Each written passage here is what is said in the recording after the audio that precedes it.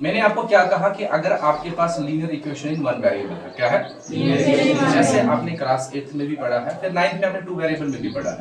One variable में क्या है कि मेरे पास एक वेरिएबल है, उसकी वैल्यू फाइंड आउट करनी है, जो कि मुझे बतानी है। जैसे मेरे पास टेम्परेचर है, क्या है? टेम्परेचर वेरिएबल है, क्योंकि मुझे नहीं पता उसकी वैल्यू क्या है। लेकिन अगर मेरे पास अब इक्वेशन आ रही है जिसमें दो वेरिएबल्स हैं, क्या है? दो वेरिएबल्स। हमेशा होगा उसमें एक डिपेंडेंट होगा, दूसरा इंडिपेंडेंट होगा। क्या होगा? एक डिपेंडेंट होगा, एक इंडिपेंडेंट होगा। डिपेंडेंट और इंडिपेंडेंट वेरिएबल हमेशा अलग अलग नहीं होते हैं, वो एक दूसरे से रिलेटेड होते हैं। क्या होते हैं? मतलब अगर मैं इक्वेशन फर्स्ट खोलूंगा, मैं लिखूंगा x को किसके डिपेंडेंट? y पर। और समझ आ रही मेरी बात? मैंने लिखा ना x को इन टर्म्स ऑफ y, लिखा कि नहीं? अब x जो है वो बन गया इंडिपेंडेंट, और समझ आ रही मेरी बात? x बन गया डिपेंडेंट और y बन गया इंडिपेंडेंट। इंडिपेंडेंट का मतलब सिंपल भाषा में, देसी भाषा में, ये कुछ भी वैल्यू ले सकता है अपनी मर्जी से। इंडिपेंडेंट है ना? लिटरल मीनिंग, जो टर्म का लिटरल मीनिंग होता है वही कंसेप्ट होता है।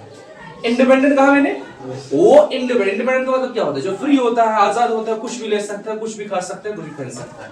ये कुछ भी वैल्यू ले सकता है, कुछ भी वैल्यू, जैसे टेम्परेचर है, अभी कुछ भी वैल्यू ले सकता है, लेकिन किसी चीज पर डिपेंड है। समझ आ रही मेरी बात? और समझ आ रही मेरी बात? ये हमारे पास y जो है ये बन गया इंडिपेंडेंट। क्या बन गया? इंडिपेंडेंट। और x क्या है? डिपेंडेंट। तो जब भी हमारे पास ऐसे केस आ जाएगा तो जो इंडिपेंडेंट है उसकी वैल्यूज हम लेंगे, उसकी वैल्यू क्या लेंगे? आर्बिट्रेरी, कुछ भी लेंगे। जैसे कि हम at y equals to 0, at y equals to 0, y जब 0 होगा तो मेरे पास x कितना होगा? अब y हमने खुद लिया, ये इंडिपेंडेंट है। क्या है? तो डिपेंडेंट का वैल्यू ऑटोमेटिकली वैसे ही वेरी करेगा। क्या करेगा? वैसे ही वो मुझे ग्राफ में बिहेवियर बताएगा कि ये अब कैसे चेंज हो रहा है। वो समझ आ रही मेरी बात? at y equals to 0 तो x कितना आ जाएगा? शाबाश, 42। इसी तरीके से y अगर मैं ले रहा हूँ 1, x कितना आ जाएगा? शाबाश, 49 आएगा। 42 प्लस 7 49। y अगर मैं ले लूंगा 2x कितना आ जाएगा? 7 2 14, 14 2 56। ठीक है कि नहीं? अब ये मेरे पास डाटा आ गया। क्या आ गया? ये डाटा बता रहा है इस इक्वेशन का कि ये इक्वेशन कैसे बिहेव कर रही है। मतलब ये है कि जब मैं वैल्यू, अच्छे से देखना, जब मैं y की वैल्यू इंक्रीज कर रहा हूं, क्या कर रहा हूं? x की वैल्यू भी इंक्रीज हो रही है। अब ये जरूरी नहीं है कि हमेशा x की वैल्यू इंक्रीज होगी। और समझ आ रही मेरी बात? एक हो गया हमारे पास ये तरीका। क्या हो गया? कि हमने x को बनाया किसके डिपेंडेंट? y। हम ऐसा भी कर सकते हैं, देखो इक्वेशन फर्स्ट से, फ्रॉम इक्वेशन फर्स्ट, ये जो -7y है इसको मैं ऐसे लिख सकता हूं -42 - x, और ये इक्वेशन -7y मैंने उधर ही रखा कि नहीं? मैंने x को भी इधर लाया, 42 को भी इधर लाया, ये हो गया ना दोनों माइनस। अब देखो यहाँ पर -7y है इज इक्वल टू, देखो इसमें भी माइनस है, इसमें भी, सबको दिखाई दे रहा है? ये माइनस में कॉमन निकालूंगा, अंदर क्या रहेगा? x + 42 या 42 + x, एक ही बात है। वो समझ आ रही मेरी बात? ये माइनस कैंसिल। ठीक है, अब मैं लिखूंगा y = x + 42/7, लिख सकता हूं? अब मैंने y को बनाया डिपेंडेंट किस पे? x पर। आपको समझ आ रही मेरी बात? x मेरे पास क्या है? डिपेंडेंट है कि इंडिपेंडेंट है? इंडिपेंडेंट। ये कुछ भी ले सकता है ना? at x = 0, at x = y automatically आ जाएगा। उससे जैसे मैं ये चेंज करूंगा वैसे फिर ये चेंज हो जाएगा। ये खुद ब खुद अब चेंज नहीं होगा। तो इसका मतलब ये है कि किसी भी लीनियर इक्वेशन में मेरे पास अगर दो वेरिएबल है तो उसमें जरूरी होगा एक वेरिएबल दूसरे वेरिएबल पे डिपेंडेंट होगा। सिंपल भाषा। ठीक, इसी चीज को जो मैंने यहाँ पर डाटा रिप्रेजेंट किया, ठीक नहीं, इसको फिर आप एक सिस्टम लेंगे, कार्टेशियन प्लान लेंगे। ठीक है, समझ आ रही मेरी बात? फिर स्केलिंग करेंगे, जैसे कि हमारे पास x की वैल्यू कहां तक जा रही है? 56 तक। तो हम x की वैल्यू सपोज 5 लेंगे। कितने लेंगे? ये हो गया 0, नेक्स्ट हो गया 5, नेक्स्ट हो गया 10, नेक्स्ट हो गया 15, इसी तरीके से हमारे पास आ जाएगा 55, देन नेक्स्ट 60। और समझ आ रही मेरी बात? देखना, ये हमेशा जब ग्राफ बनाएंगे आपको देखना है वेरिएबल का, ये जो वेरिएबल मेरे पास इसकी मैक्सिमम वैल्यू कहां तक जा रही है? 56 तक। तो एटलीस्ट आपको 60 तक जा रहा है। कहां जाना है? 60 तक। तो मैंने इसको 5 स्टेप लिया। आप 10 भी ले सकते हैं अगर ज्यादा बड़ा हो रहा है ग्राफ। और समझ आ रही मेरी बात? तो आप 10 20 इस तरीके से। फिर अब यहाँ पर क्या लेंगे? y की वैल्यू देखेंगे, y की वैल्यू कितनी है मैक्सिमम? y की 2 है तो हम सिंपल 1 2 ले सकते हैं, 1 2 3 ऐसे। वो समझ आ रही मेरी बात? फिर इसकी यही पॉइंट जो है यहाँ पर, जैसे हमारे पास y कितना है 0, y कितना है, जब y ये y एक्सिस है, ये एक्सिस, जब y 0 था, x कितना था, तो ये हो गया y 0, ऊपर नहीं अब जाना है, अब x की ओर जाना है। कहाँ की ओर जाना है? तो यहाँ से आगे जाएंगे, सपोज ये है 42, सपोज ये अब अच्छे देख, जब हम आगे करेंगे ग्राफ बनाएंगे, मैं बताऊं किस तरीके से, ये जस्ट मैं रफ बता रहा हूँ किस तरीके से ग्राफ बनाना है। तो यहाँ पर आ जाएगा मेरे पास 42, क्या आ जाएगा? तो ये पॉइंट मेरे पास कौन सा आ जाएगा? 0 और 42, ठीक है। इसी तरीके से जब मेरे पास y कितना होगा 1, तो x कितना है 49, तो y की ओर पहले कितना जाना, कितना स्टेप जाना है 1, तो गए आप यहाँ से इधर ऊपर, फिर आगे x की ओर कितना जाना है 49। सपोज मेरे पास ये अगर 42 है तो ये हो जाएगा सपोज 49, सपोज क्योंकि यहाँ पर 55 है, ये 49, तो ये आ जाएगा 1 और 49, ठीक है। इसी तरीके से तीसरा पॉइंट भी यहाँ कहीं आ जाएगा। तो इन पॉइंट को जब आप कनेक्ट करेंगे तो आपके पास एक स्ट्रेट लाइन ग्राफ आ जाएगा। ये स्ट्रेट लाइन ग्राफ रिप्रेजेंट करेगा क्या? x minus 7y plus 42 is equal to 0। मतलब ये जो मैथमेटिकली यहाँ पर इक्वेशन लिखा था, ये ऐसे बिहेव करता है, मतलब इसका ग्राफ ऐसे है। अगर सपोज ये मोशन होगा, क्या होगा? मोशन। तो हम बताएंगे ये इक्वेशन ऑफ मोशन जो है ऐसे बिहेव कर रहा है, मतलब ऑब्जेक्ट ऐसे चल रहा है। ओ समझ आ रही मेरी बात? तो इस पे गैस पर इस तरीके, इसी तरीके से फिर ये बनाना है, बनाना है। जब हमने इसका ग्राफ बनाया, वो भी यहीं पर डिपिक्ट करना है, सेपरेट नहीं करना है, इसी में डिपिक्ट करना है। यहां से हम नेक्स्ट शिफ्ट करेंगे, जो नेक्स्ट टॉपिक हमारे पास है ना, नेक्स्ट टॉपिक अभी हम मूव करने वाले हैं, जो नेक्स्ट एक्सरसाइज है, नेक्स्ट टॉपिक है हमारी ओर। जब दूसरी ग्राफ आप यहां पर बनाएंगे तो वो सपोज ऐसे आ जाएगी, सपोज वो स्ट्रेट लाइन आएगी, ठीक है नहीं? अभी आपको कुछ नहीं लिखना है। अब यहां पर हमारे पास कंडीशन आ सकती है, जब ये दो ग्राफ बनेंगे दो इक्वेशंस की, सपोज ये दूसरी इक्वेशन है x minus 3y minus 6 is equal to 0, है कि नहीं? ये इस इक्वेशन की ग्राफ है। अब जो ये एक ही कार्टेशियन प्लान में हमने रिप्रेजेंट किया, इसको फ्रेम ऑफ रेफरेंस कहते हैं। फिजिक्स में फ्रेम ऑफ रेफरेंस कहते हैं, मैथमेटिक्स में कार्टेशियन, फिजिक्स में भी कार्टेशियन प्लान ही कहते हैं, लेकिन वहां पर फ्रेम ऑफ रेफरेंस कहते हैं। ये एक रेफरेंस सिस्टम है, क्या है? इसमें मेरे पास दो इक्वेशन का दो ग्राफ है, आया कि नहीं? दोनों ग्राफ स्ट्रेट लाइंस है, क्या है? स्ट्रेट लाइन है, मतलब वो ऐसे वेरी नहीं कर रहा है, एक डायरेक्शन में जा रहा है। क्या जा रहा है? अब देखो यहाँ पर कंडीशन क्या है, ये दो लाइंस ऐसे भी हो सकती हैं, हो सकती है, हो सकती है कि नहीं? या ऐसा भी हो सकता है कि एक लाइन ऐसे होगी तो दूसरी ऐसे आ गई, ये होगी कंडीशन नंबर 1, ये होगी कंडीशन नंबर 2। ओ समझ आ रही मेरी बात?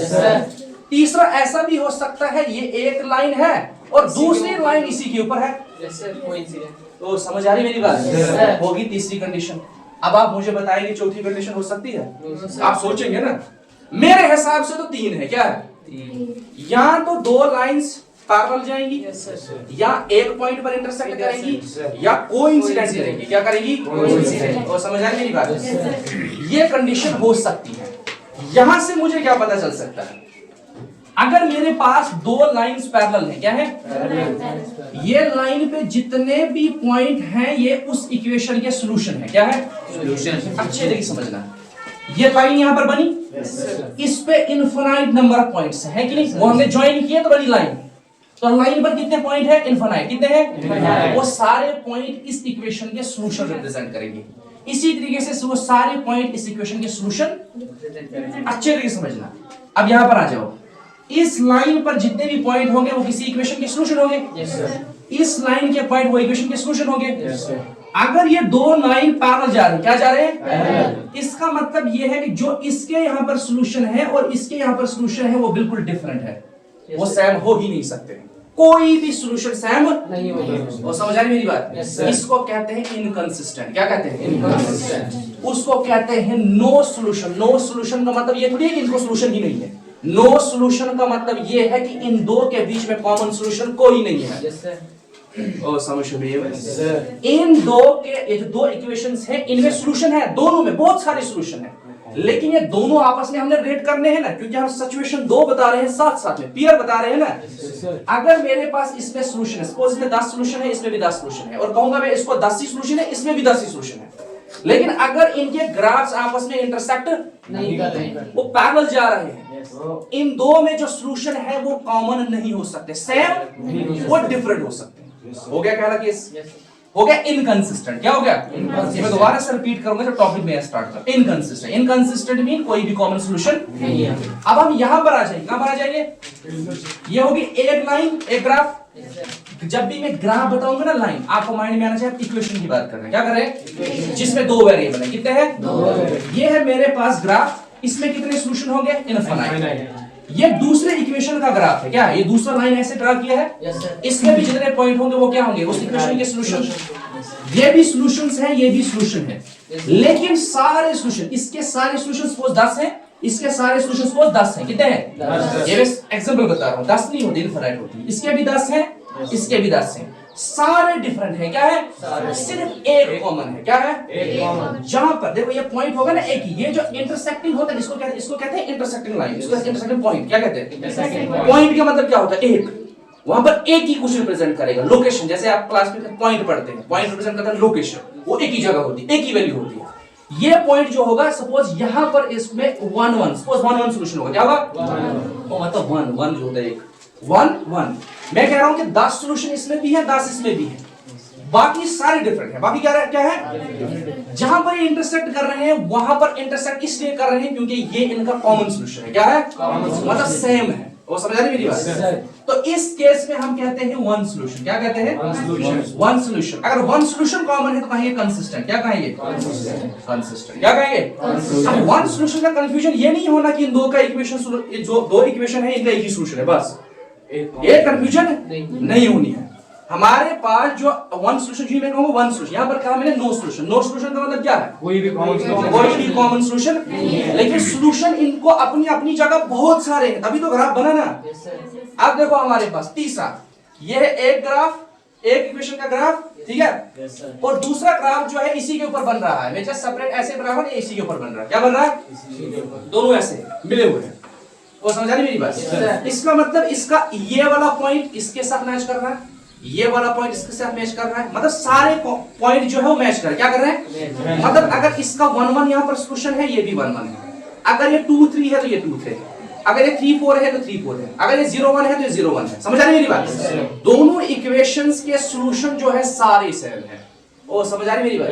अब जब सारे सेम है तो सारे कितने सॉल्यूशन होते हैं एक इक्वेशन के? इनफाइनाइट। तो कहेंगे इनफाइनाइटली मैनी सॉल्यूशन। क्या कहेंगे? इनफाइनाइटली मैनी सॉल्यूशन का मतलब क्या है? ये दो इक्वेशंस हैं जिनमें सारे सॉल्यूशन कॉमन है और सारे सॉल्यूशन कितने हैं? इनफाइनाइट। इसलिए infinitely solution, infinitely many solution in दो इक्वेशंस के हैं का मतलब यह है कि कॉमन है। ओ समझ आ रही मेरी बात? ये जरूरी समझना है कि ये कंफ्यूजन नहीं होनी है कि हमारे पास नो सॉल्यूशन का तो मतलब इसमें सॉल्यूशन ही नहीं है, ये एक सॉल्यूशन का तो एक ही है। नहीं, कॉमन कौन सा है? जहां पर इंटरसेक्ट करेंगे वहां पर इनका बिहेवियर सेम होगा। क्या होगा? यहां से ऑब्जेक्ट ऐसे जा रहा है, यहां से ऑब्जेक्ट ऐसे जा रहा है, सिर्फ एक ही पॉइंट है जहां पर इनका बिहेवियर क्या होगा? सेम होगा। बाकी जगह पर इनका बिहेवियर जो होगा वो डिफरेंट होगा। अगर हम एग्जांपल लेंगे, मोशन की एग्जांपल लेंगे, क्या लेंगे? अगर इसका मोशन ऐसे है और इसका मोशन ऐसे, सिर्फ एक जगह इनका मोशन सेम है, सिर्फ एक जगह। सेम अब कैसे हो सकता है? स्पीड सेम हो सकती है, वेलोसिटी सेम हो सकती है, एक्सेलरेशन सेम हो सकती है। तो समझ आ रही मेरी बात? लेकिन बाकी जगहों पर वेलोसिटी भी डिफरेंट होगी, स्पीड भी डिफरेंट होगी, एक्सेलरेशन भी डिफरेंट होगी। तो समझ आ रही मेरी बात? तो ये है हमारे पास कंसिस्टेंसी और इनकंसिस्टेंसी का कांसेप्ट, और सॉल्यूशंस हम कैसे कॉमन फाइंड आउट कर सकते हैं और कॉमन सॉल्यूशन कितने हो सकते हैं। किया ना हमने पहले टॉपिक से शिफ्ट डायरेक्ट सेकंड पर यही रिलेट किया, क्योंकि हर एक चीज आपस में इंटररिलेटेड है। ठीक है, तो अब हमारे पास जो टॉपिक है वो है, एक minute, graphical method of solution of pair of linear equation. ये हम पढ़ेंगे। तभी मैंने कहा आज मैं थोड़ा रफ डायग्राम आपको बता रहा हूं, आगे हम ग्राफ और करेंगे तो वो अच्छे तरीके से इस तरीके से ग्राफ बनाया जाता है। अब मसला ये है कि देखो, ये तो हो गया ना कंसेप्ट, आपको समझ आएगी कंसिस्टेंसी। और फिर से रिपीट करूंगा मैं स्टेप बाय स्टेप, ये तो मैंने जनरल ऐसे बताया, इसको रिलेट किया इस तरीके से। स्टेप बाय स्टेप बताऊंगा क्या होता है कंसिस्टेंसी और इनकंसिस्टेंसी, किसमें सॉल्यूशन होगा किसमें सॉल्यूशन नहीं होगा। ये बताया हमने कंसेप्ट। क्या बताया? कंसेप्ट क्या आपको समझ आना चाहिए, जनरल कंसेप्ट क्या होता है वो कंसिस्टेंसी। अब मसला ये है कि आपको मैथमेटिकली रिप्रेजेंट करना है। क्या करना है? मैथमेटिकली रिप्रेजेंट करने का मतलब है कि आप इस इक्वेशन को देखेंगे तो कौन सी कंडीशन अप्लाई करेंगे जिस कंडीशन के बेसिस पर आप कह सकते हैं कि इनफाइनाइटली मेनी सॉल्यूशन इनमें कॉमन है। कौन सी कंडीशन लगाएंगे तो कहेंगे इन दो इक्वेशंस में सॉल्यूशन एक ही कॉमन है। कौन सी कंडीशन अप्लाई करेंगे तो कहेंगे कि इनमें से हमारे पास कोई भी सॉल्यूशन कॉमन नहीं है। कंडीशन होनी चाहिए ना। जैसे आपके पास फॉर्मूला बनता है, पहले आप पढ़ते फिर आप पढ़ते हैं a प्लस बी का होल स्क्वायर, और स्क्वायर के बेस पर है स्क्वायर रूट होता है, पहले समझाते हैं कैसे है, फिर हमारे पास कंडीशन आता है। जब भी ऐसा कंडीशन आ जाएगा तो ये आपको अप्लाई करना है। वैसे ही यहां पर हम देखेंगे कंडीशन, किस कंडीशन में हमारे पास कंसिस्टेंट होगा और किस कंडीशन में इनकंसिस्टेंट होगा। ठीक है, बस ये चीजें आपको सिर्फ समझनी है, फिर हम क्वेश्चन करते हैं आराम से। क्वेश्चन निकालना जो है ना वो आसान काम है, बस समझना है। देखो हमारा टॉपिक यहां पर होगा कंसिस्टेंसी एंड इनकंसिस्टेंसी।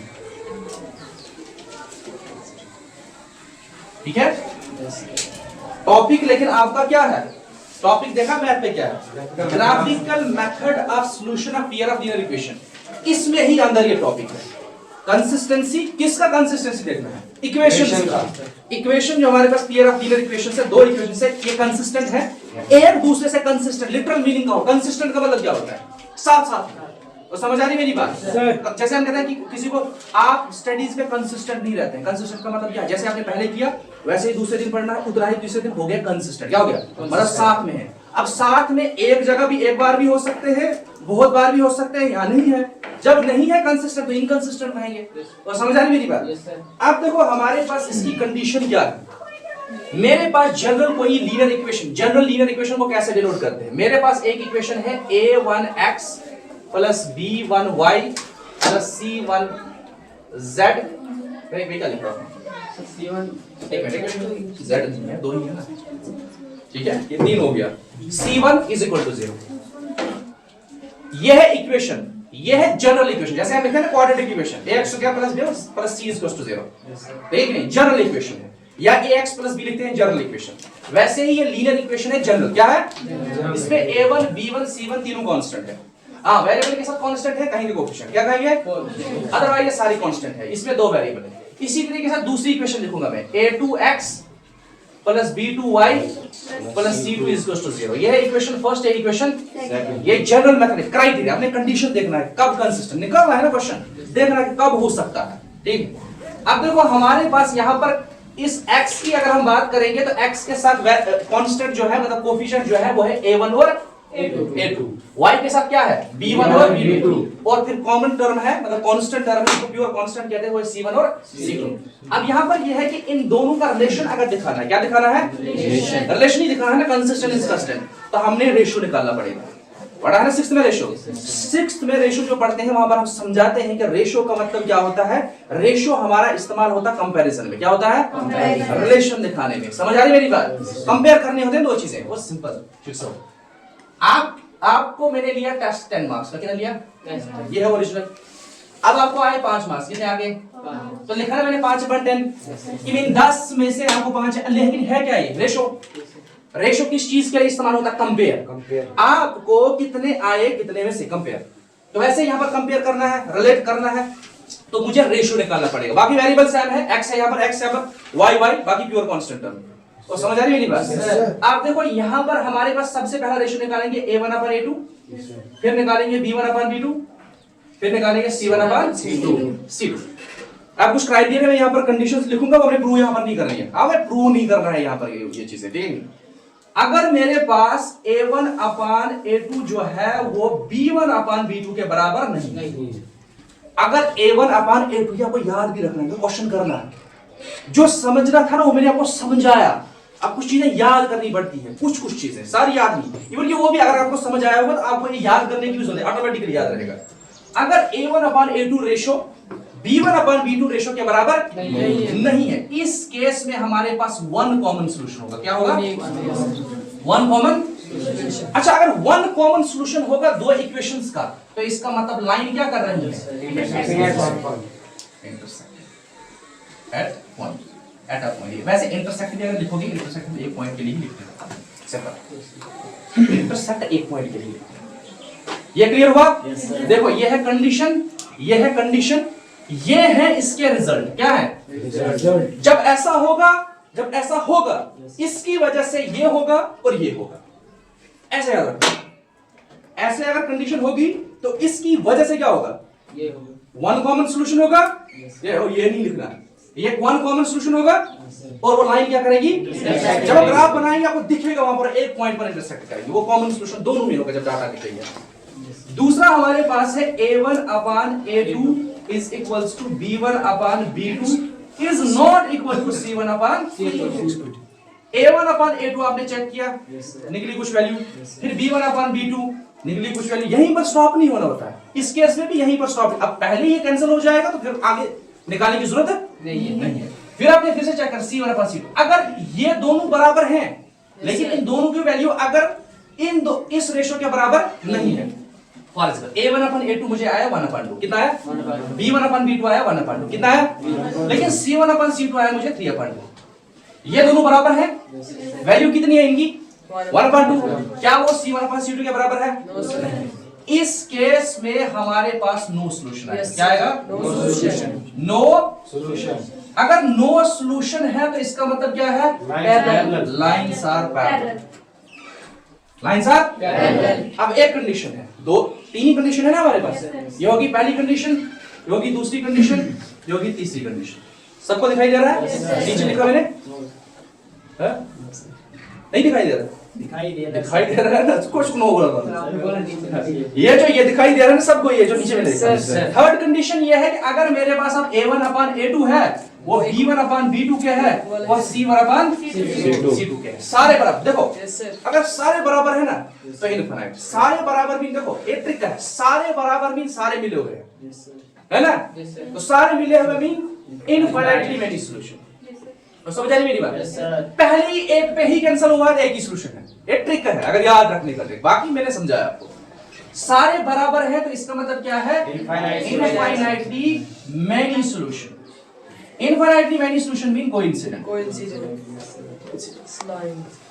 समझ आ रही मेरी बात? बस यही आपको चेक करना है एग्जाम में, क्वेश्चन इसके बेस पर आता है। आगे बस दो इक्वेशन दी होगी, आपको सबसे पहले चेक करना है कंसिस्टेंट है या इनकंसिस्टेंट है। आप मैं बताऊंगा इन तीनों में से कंसिस्टेंट कौन है और इनकंसिस्टेंट। कंसिस्टेंट वो है जिनमें कॉमन सॉल्यूशन है। क्या है इसका मतलब? इन तीन में से कितने कंसिस्टेंट होंगे? एक ये है, ये भी कंसिस्टेंट है, क्या है, और ये भी कंसिस्टेंट है, क्या है, इनकंसिस्टेंट एक ही है जहां पर पैरेलल आ रहा है, जहां पर नो सॉल्यूशन आ रहा है, ये क्या है, इनकंसिस्टेंट। इनकंसिस्टेंट, ठीक है। तो क्वेश्चन आ जाएगा जैसे बुक पे होगा कि नीचे हमारे पास पेयर ऑफ लीनियर इक्वेशंस हैं, आप मुझे बताएंगे कौन से pair of linear equation consistent है या इनकंसिस्टेंट है। कंसिस्टेंट वो पेयर ऑफ लीनियर इक्वेशन होगा जिसमें कम से कम एक सॉल्यूशन कॉमन होगा, वो भी कंसिस्टेंट है, या अगर इनफिनिटली मेनी सॉल्यूशन है तब भी कंसिस्टेंट है। अगर कोई भी कॉमन सॉल्यूशन नहीं है तो इनकंसिस्टेंट है। ओके, एक किस्म का क्वेश्चन ऐसा आ सकता है, दूसरा किस्म का क्वेश्चन ऐसे आ सकता है, यही चेक करना है, क्या करना है, कंसिस्टेंसी एंड इनकंसिस्टेंसी। फिर क्वेश्चन ऐसे पूछा जा सकता है जो कंसिस्टेंट है, क्या है, जो कंसिस्टेंट है उसको ग्राफिकली हमें सॉल्यूशन रिप्रेजेंट करवाओ। ओ समझ आ रही मेरी बात? तो ग्राफिकली रिप्रेजेंट कैसे करवाना है, एक वेरिएबल को दूसरे वेरिएबल के डिपेंडेंट बनाना। क्या बनाना है, वहां से आपको डाटा मिलेगा उस इक्वेशन का, वो डाटा इक्वेशन का रिप्रेजेंट करना है आपको कार्टेशियन प्लान में। ठीक है, ये लिखना है, लिखो जल्दी जल्दी लिखो।